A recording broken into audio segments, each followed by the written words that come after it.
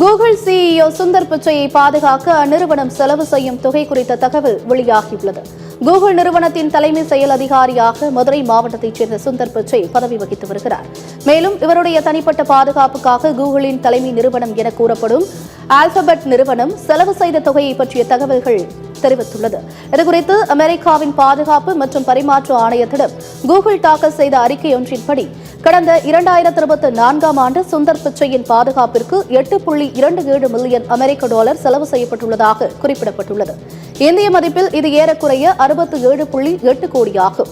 மேலும் சுந்தர் பிச்சையின் இல்லத்திற்கான பாதுகாப்பு ஆலோசனைகள், கண்காணிப்பு சேவைகள், போக்குவரத்து மற்றும் விரிவான பயணம் தொடர்பான பாதுகாப்பு ஏற்பாடுகள் ஆகியவற்றுக்கு இந்த தொகை செலவிடப்பட்டு உள்ளது என அந்த அறிக்கை தெரிவிக்கின்றது.